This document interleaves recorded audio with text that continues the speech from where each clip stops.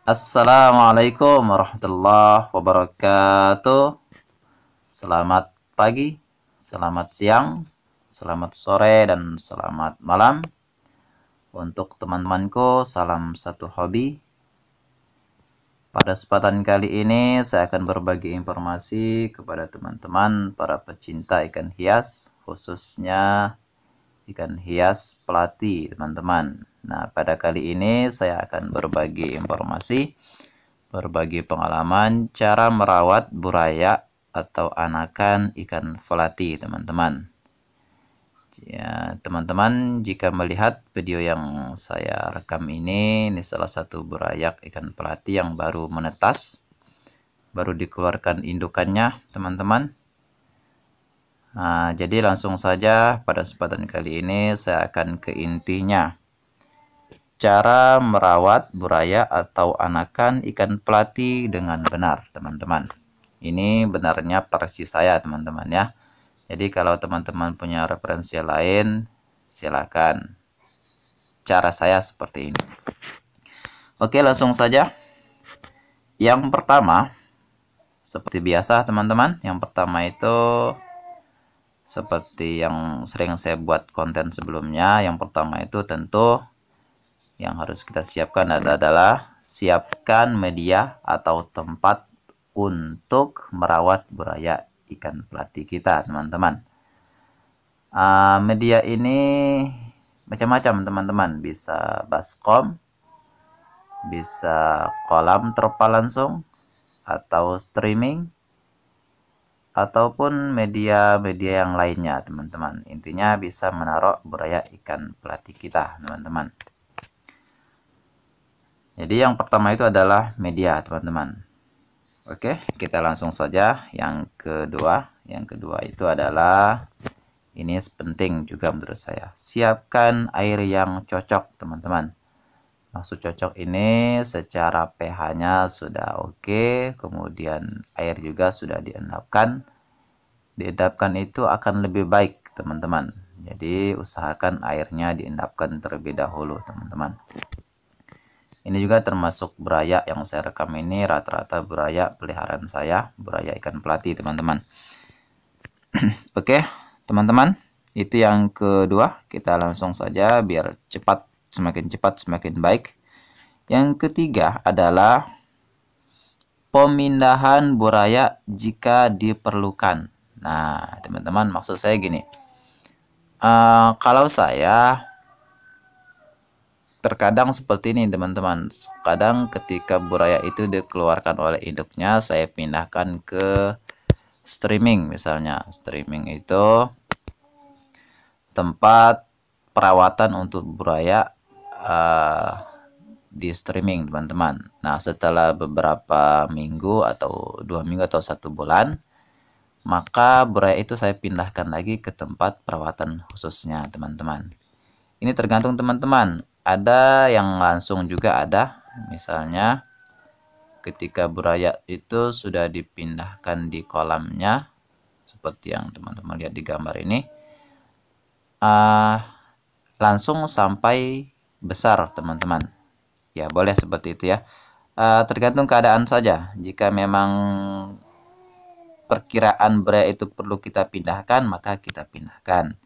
Kita melihat misalnya sudah banyak, airnya sudah mulai tidak sehat, ataupun kondisi burayanya banyak yang mati mungkin, teman-teman, maka segera kita pindahkan ke tempat yang lain, teman-teman.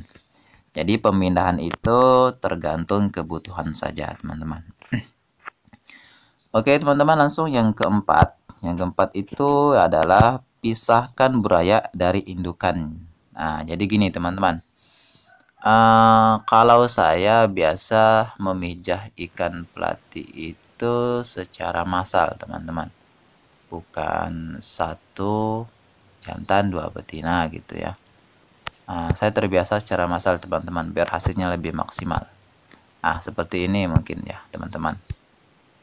Di sini misalnya ada burayanya lebih kurang itu ada indukan ya, indukan ada sekitar 30 lebih, kayaknya 30-an di sini, teman ya. Nah, jadi sini ada 30. Jadi seperti ini, ketika buraya itu ketika indukan mengeluarkan anakannya, maka buraya itu segera menyebar, segera keluar tentunya teman-teman ke tempat yang lain. Jadi tidak perlu kita pindahkan kalau yang seperti ini teman-teman. Nah, jadi berhubung kolamnya sedikit ya. Jadi gini teman-teman, ini buraya ya tadi. Nah, seperti ini juga nih. Ini jenis pelati pedang teman-teman yang ekor panjang. Nah, ini seperti ini. Jadi ketika induknya mengeluarkan anaknya, maka posisi anaknya biasanya langsung keluar dari wadah ini. Jadi indukannya seperti ini di dalam sini. Nah, di dalam sini. Kemudian ketika dia beranak, anaknya langsung keluar. Nah, di sini tergantung kita. Mau kita pisahkan seperti ini teman-teman, seperti yang di dalam baskom ini. Nah, ini udah saya pisahkan. Saya masukkan ke tempat perawatan berikutnya teman-teman. Jadi seperti itu. Itu maksud dengan dipisahkan dari indukannya. Kalau dirasa memang tidak perlu dipisahkan, ya tidak masalah teman-teman. Tapi kalau saya tergantung dari keadaan dan kondisi yang ada teman-teman. Nanti insya Allah terbiasa kita. Jika buraya itu perlu dipisahkan, kita pisahkan. Jika buraya itu perlu dipindahkan ke tempat lain, maka segera kita pindahkan. Oke teman-teman, berikutnya adalah yang kelima, pemberian pakan yang teratur dan berprotein tinggi teman-teman. Jadi buraya ini walaupun ikan buraya pelati ini sebenarnya bandel teman-teman ya, sebenarnya kuat ya buraya ikan pelati, termasuk indukan juga insya Allah dibanding ikan-ikan yang lain, misalnya moli balon dan sebagainya, itu kan itu agak lebih sensitif teman-teman. Tapi kalau buraya pelati ini kan biasanya lebih kuat ya. Tapi sekuat-kuatnya ikan, tetap saja secara pemberian pakan kita harus teratur dan berprotein tinggi teman-teman. Kenapa teratur? Salah satu untuk menghindar agar buaya kita pertumbuhannya lebih cepat, kemudian berprotein juga agar pertumbuhan ikan juga lebih cepat teman-teman. Oke, langsung yang keenam. Yang keenam adalah masukkan tumbuhan air jika diperlukan teman-teman. Kalau saya biasa saya masukkan tumbuhan air teman-teman, walaupun sedikit ya. Ada juga teman-teman yang teman-teman saya ya, teman-teman saya satu hobi, terkadang memang mereka tidak memasukkan tumbuhan air sama sekali. Ya bisa seperti itu teman-teman, bisa saja. Tapi kalau saya baiknya diberikan tumbuhan air ya, biar lebih enak dilihat, biar ikannya juga tidak gampang stres segala macamnya teman-teman. Baiknya diberikan tumbuhan air secukupnya saja. Kemudian yang ketujuh itu adalah atur ketinggian air. Nah, maksudnya jangan terlalu tinggi teman-teman ya. Kalau buraya ini dia tidak membutuhkan air yang tinggi. Jangankan buraya, indukannya pun tidak terlalu membutuhkan air yang tinggi ya, apalagi dia masih buraya.